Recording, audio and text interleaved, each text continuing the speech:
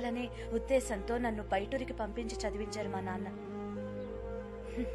ఒకరోజు నాకు ఉత్తరం వచ్చింది. పెద్ద కుటుంబం నుంచి మంచి సంబంధం వచ్చింది, వెంటనే రా అని. ఆ ప్రయాణమే నా జీవితాన్ని మార్చేస్తుందని ఆ రోజు నాకు తెలియలేదు. సరిగ్గా అప్పుడే శరీరం అంతా గాయాలతో నీతో పాటు మీ నాన్నను చూశాను.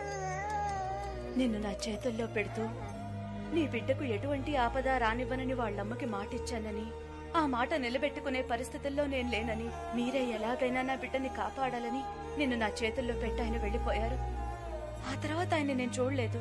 అమ్మాయి పెళ్లి చేసుకోవడానికి వస్తుంది కదా అని మా నాన్న స్టేషన్ కి అన్న వదినల్ని, పెళ్లి వాళ్లని, స్నేహితుల్ని, బంధువుల్ని అందర్నీ తీసుకొచ్చారు.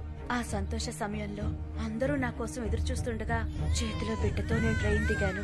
మా నాన్నతో పాటు అందరూ నిర్ఘాంతపోయారు. అక్కడున్న వాళ్ళంతా పెళ్లి కావాల్సిన పిల్లని పై చదువులకి పక్కూరు పంపిస్తే ఇదిగో ఇలాగే బిడ్డతో దిగుతుందని సూటిపోటి మాటలతో దెప్పిపొడిచారు. వాళ్ళు మాటలు తలుచుకుంటే ఇప్పటికీ మనసు కష్టంగా ఉంటుంది. ఇంట్లో ఒకటే గొడవ మా నాన్న, అన్నయ్య, తమ్ముళ్లతో. నువ్వు చెప్పింది మేం నమ్ముతాం, ఊళ్ళో వాళ్ళు నమ్ముతారా అని అడిగారు. నిన్ను కట్టుకోబోయేవాడికి బిడ్డున్నాడని తెలిస్తే ఈ పెళ్లి ఒప్పుకుంటాడా అని అడిగారు. మా నాన్నతో అన్నాను, ఏ నాన్న, ఎవరికైనా ఏదైనా మాటిస్తే ఎట్టి పరిస్థితుల్లోనూ ఆ మాట తప్పకూడదని చిన్నప్పటి నుంచి మీరే కదా నాకు నేర్పించారు. ఈ బిడ్డని కాపాడుతానని వాళ్ళ నాన్నకి మాట ఇచ్చాను, ఇప్పుడు ఆ మాట తప్పమంటారా నాన్న అన్నాను. అదే నేను ఆయనతో మాట్లాడి చివరి మాట. ఆ తర్వాత నేను తీసుకుని రూమ్ లోకి వెళ్ళిపోయాను. ఆ రోజు రాత్రంతా నువ్వు పాలు కోసం ఏడ్చావు. నీ బాధ చూడలేక నేను ఏడ్చాను.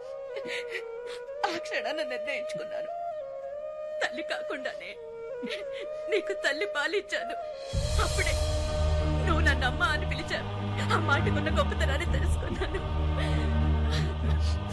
ఆ రోజు నుంచి వాళ్ళ కూతురునన్న విషయాన్ని మర్చిపోయి నీకు అమ్మగా ఉండాలని నిర్ణయించుకున్నాను. నా బిడ్డ వల్ల ఎవరు ఏ మాట పడకూడదని ఆ ఇల్లు వదిలిపెట్టి వచ్చేసాను. ఆ రోజు నుంచి నాకు ఊరైనా, ఇల్లైనా, లోకమైనా అన్ని నువ్వేరా. ఇప్పుడు చెప్తున్నాన్రా, ఈలాగా నేను నిన్ను 10 నెలలు మోసి కనలేదు, కానీ 26 ఏళ్లు నా గుండెల్లో పెట్టుకుని చూశాను. నేనేరా నీకు అమ్మని. ఎవరెన్ని చెప్పినా నేనే నీకు అమ్మని. నువ్వు నా కొడుకుని, నేను నీకు అమ్మని, అంతే. ఏడవకురా, ఏడవకు. చూడు, వీళ్ళ దగ్గరికి నువ్వు నన్ను తీసుకెళ్ళు. వాళ్ళతో మాట చెప్పాలి. మీకు మీ బిడ్డని కాపాడుతానని మాట ఇచ్చాను కదా, ఆ మాట నిలబెట్టుకున్నారని చెప్పాలి. నన్ను తీసుకెళ్ళు. అమ్మా నాన్న అంటే ఎవరో తెలియని వయసులోనే నాకు వాళ్ళ దూరం అయ్యుండొచ్చు. అది పెద్ద విషయమేం కాదు. కానీ నాకు ఊహ తెలిసిన నాటి నుంచి నువ్వే నాకు అమ్మా నాన్న అంతా. కానీ నువ్వు 20 ఏళ్లు కనిపించిన వాళ్ళతో ఉండి పెరిగి నా కోసం అదని దూరం చేసుకుని ఒంటరిదానిగా నన్ను ఇంతవాడిని చేశావు. నీకన్నా ఈ లోకంలో నాకు ఎవరమ్మా ముఖ్యం? నాకంటూ లేని వాళ్ళు లేకుండానే పోనీ, కానీ నీకంటూ ఉన్న వాళ్ళతో నిన్ను తీసుకెళ్లి కలపాలి. నాకదే ముఖ్యం. మాతాజీ, మొదటి నుంచి నీ యాక్టివిటీస్ ఏం బాగలేవు.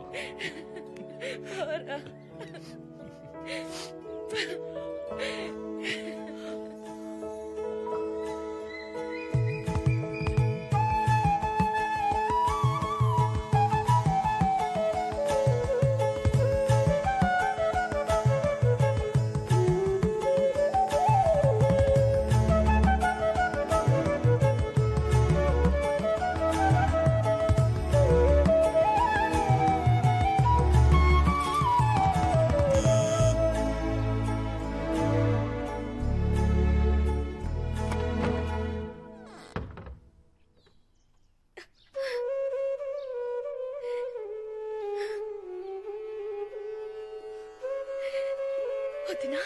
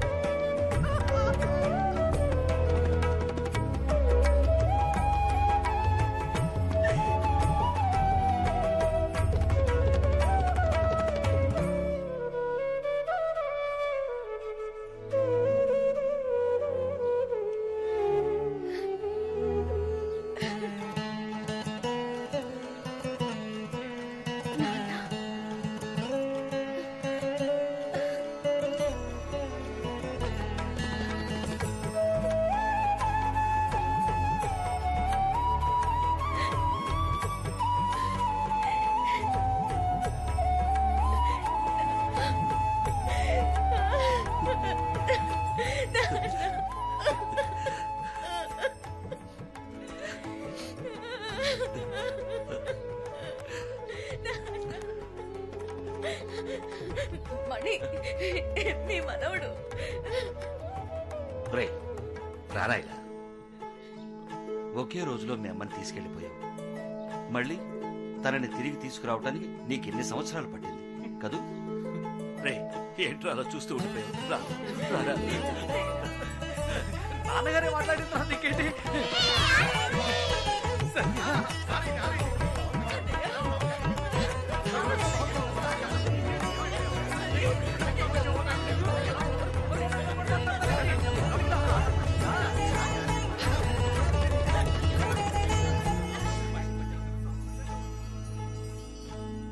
ఈయనెవరు తాతయ్య?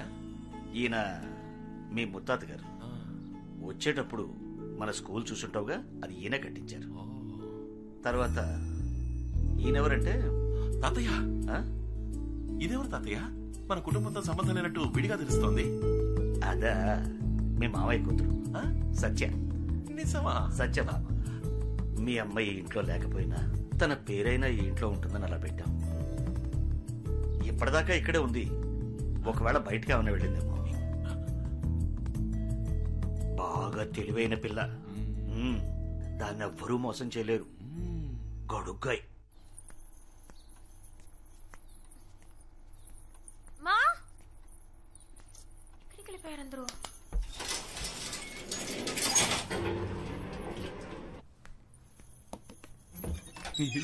హాయ్.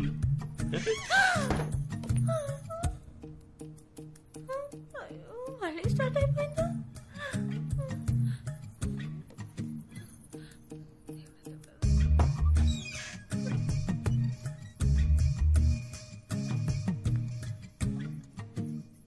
తను చెప్పినట్టే జరుగుతుంది. ఇన్నాళ్ళు బాగానే ఉన్నానుగా.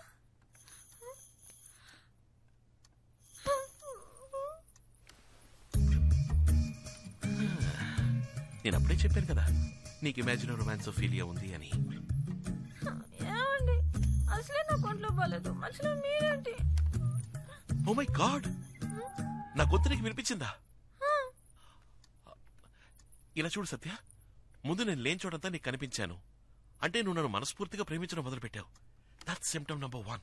ఇప్పుడు నా మాటలు నీకు వినిపిస్తున్నాయి. That's symptom number 2. అప్పుడు దీని అర్థం ఏంటర్థం? లవ్ ముదిరిపోయిందని అర్థం. ఏ నాకు లవ్వా? అది మీ మీద? అవును మరి. లవ్ కాకపోతే కొత్త నంబర్ 6, పాత number 16, money watch works, watch maker street, Vizag 530027 లో ఉన్న నేను, పాత నంబర్ 21, కొత్త నంబర్ 24, ఉల్లి వీధి, గోపాల సముద్రంలో ఉన్న నీ కళ్ళకు కనిపిస్తున్నానంటే ఎలా మరి? మా ఊరు అడ్రస్ మీకెలా తెలుసు? Basically I'm watch mechanic. General గా నాకు జనరల్ నాలెడ్జ్ ఎక్కువ. అది వదిలేసి నీ కళ్ళకి మాత్రం ఎలా కనిపిస్తున్నాను? ఎలా కనిపిస్తున్నారు? లవ్. యా. ఇప్పుడు నేను ఎక్కడున్నానో చెప్పు. Old number 6, new number 16, money watch works, watch maker street, Prahladpuram, Vizag 530027. నువ్వెక్కడున్నావు? హాల్ నంబర్ 21, న్యూ నంబర్ 24, ఉల్లి వీధి, గోపాల సముద్రం. అది అయినా నేను కనిపిస్తున్నాను, నా మాట వినిపిస్తోంది అంటే ముదిరిపోయింది. Symptom number 2 confirm. ఇప్పుడు సిమ్టమ్ నంబర్ 3. ఏంటది? ఇప్పుడు వెంటనే పెళ్లి చేసుకునే ఆశ ఉందని చెక్ చేద్దాం. అలాంటి ఆశలు ఏమీ లేవండి. తొందరపడి మీరు ఏ నిర్ణయం తీసుకోకూడదు. నేను మీలాగే అనుకుంటున్నాను. అయినా మీరు నా పర్మిషన్ లేకుండా నన్ను లవ్ చేయడం నాకేమాత్రం నచ్చలేదు. సరే వదిలేండి, జరిగింది ఏదో జరిగిపోయింది. ఉందనేదో టెస్ట్ చేద్దాం. ఒకవేళ మీ కళ్ళకి మా అమ్మ కనిపిస్తే మీరు మా కుటుంబంలో ఒకరవ్వాలని, నన్ను వెంటనే పెళ్లి చేసుకోవాలనే ఆశ మీ మనసులో పొంగుతుందని అర్థం. ఎలా మీ అమ్మగారిని? ఏదో మిమ్మల్ని లవ్ చేస్తున్నాను కాబట్టి లేని చోట మీరు ఉన్నట్టు, మీరు మాట్లాడుతున్నట్టు అనిపిస్తుంది. అందుకని ఏకంగా పిచ్చ షార్ప్ అండి మీరు.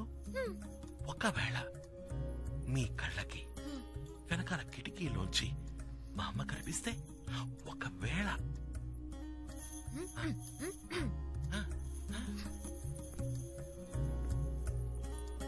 ఇదిగో సత్యాకి ఏమి ఇష్టమో కనుక్కుని అదే వండి పెట్టాలి. ఏంటి కనిపిస్తున్నారు? నిజంగానా? నిజంగానే కనిపిస్తున్నారు. అజాబా, పెళ్లి చేసుకోవడం ఆస్తను మరీ అబద్ధాలు ఆడుతున్నావు. అయ్యో, మా మమ్మీ మీద ఒట్టు, నిజంగా కనిపిస్తున్నారు. ఏంటో అనేది నిజమా?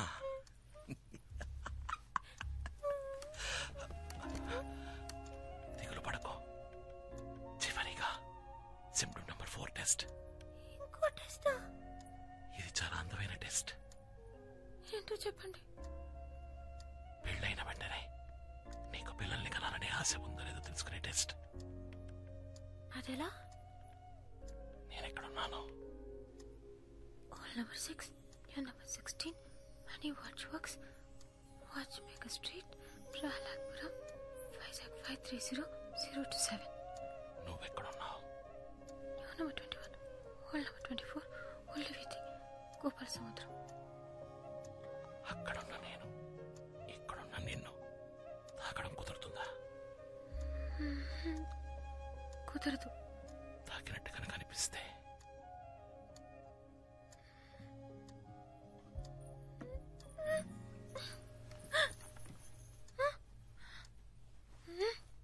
సత్య తలెత్తేవే. ఏంటమ్మా? లోపల ఏం చేస్తున్నావే? కిందకి రా. వాళ్ళు నేను తర్వాత వస్తాను. నాకు ఒంట్లో బాగాలేదు. డాక్టర్ రమ్మంటే ఏమైంది? నీకేం కాలేదు, ముందు కిందకి రా. ఇదో వ్యాధి. Image romance failure. Symptom 1, 2 marriage babies. ఏంటి ఈ తిక్క వాకుడు? అంటూ వ్యాధి ఏంటి? పక్క వాళ్ళకి పాకుతుందా? అదే పాకదు. ఎందుకైనా మంచిది కొంచెం దూరంగా ఉండు. నీకు సోకితే నేను కాసేపు రెస్ట్ తీసుకుని తర్వాత వస్తాను. ఆగవే, ఎవరొచ్చారో తెలుసా? మీ మేనత్త. రావుదినా? అయ్యో ఏవిడా, అంబులెన్స్ పిలిచేమా? ఏమైంది నీకు? వదినా, ఈ పిల్ల నీ మేనకోడలు సత్య. నీకు కనిపిస్తున్నారా? వ్యాధి నీకు సోకిందా? ఇద్దరం కలిసే డాక్టర్ దగ్గరికి వెళ్తాం. ఇన్నేళ్ల తర్వాత వచ్చిందేని సంతోషపడకుండా పిచ్చి పట్టిందల్లాగా వాగుతున్నావు. వదినా, నా మేనకోడలు ఇదివరకే మా ఇంటికి వచ్చింది. కానీ పని మీద వచ్చింది. అయ్యో, నా మేనకోడలకు కనీసం కంపు కాఫీ కూడా ఇవ్వకుండా పంపించానే. ఏంటి అలా చూస్తున్నావు? మణికి నువ్వు ఇక్కడున్న సంగతి తెలిస్తే ఎంత సంతోషపడతాడో తెలుసా? మణి, మణి, రే మణి, మణి, ఇలా రారా. రా. Sure. Yes, Mataji. How can I help you? చూడు ఎవరున్నారు. ఎవరు? మన ఇంటికి వచ్చిందే. ఎప్పుడు? రే, నా చీర కూడా ఇచ్చాను కదరా. అయ్యో, మా షాప్ కి ఎంతో మంది కస్టమర్స్ రావడం వల్ల మొహం గుర్తుండకపోవచ్చు. సారీ, మీ మొహం గుర్తుపట్టేందుకు తప్పుగా అనుకోకండి. అదేరా, చందన స్టోర్ లో నా కాబోయే కోడల కోసం పింక్ కలర్ చీర కొన్నాను. అది ఇచ్చాను కదా. HMT మోడల్ S76 తాతగారి ఫేవరెట్ వాచ్. బేసికల్ ఆయన వాచ్ మెకానిక్ అయినందువల్ల నాకు కస్టమర్ల మొహాలు గుర్తుండవు, వాచ్ మోడల్సే గుర్తుంటాయి. అందులో కూడా నేను డేట్ సెట్ చేసి ఇచ్చేనే. ఆ వాచ్ కరెక్ట్ గా వర్క్ అవుతుందా? By the way, I money. నీ బావ తాతయ్య, ఇదిగో వస్తున్నా. తాతగారు ఇంకా ఫోటో చూపిస్తారట, నేను కిందకెళ్ళి వస్తాను. లోపల నా బాక్స్ ని షెల్ఫ్ మీద పెట్టాలి, కాస్త హెల్ప్ చేస్తారా? అది గర్ల్స్ రూమ్ లోకి బాయ్స్ ఇక్కడ గెస్ట్లతో పని చేస్తా. పెట్టిరారా. వదినా, నేను నిజంగా అమ్మా, నమ్మలేకపోతున్నాను. అమ్మా, నాకు ఈరోజు థ్రోట్ సరిలేదమ్మా. అమ్మా, ఇందాకేమన్నా? సిమ్టమ్ 1, 2, 3, 4. సిమ్టమ్ 5 ఏంటో తెలుసా బావా? నా స్కూల్లో నాకు ఇది నేర్పించలేదే. తెలియదా? ఆ వ్యాధి సోకిన పేషెంట్ కళ్ళలో ఒకడు కనిపిస్తున్నాడు కదా, వాడిని ఆ పేషెంట్ ఏం చేస్తుందో నేను చెప్పనా? గుడ్లు పీకి, ముక్కు మీద గుద్ది, చెవులు లాగి, చేతులు విరిచి. ఐ థింక్ నీకు ఇమాజినోఫిలియా పోయిందనుకుంటా. Yeah, we both are in the రొమాన్సోఫిలియా.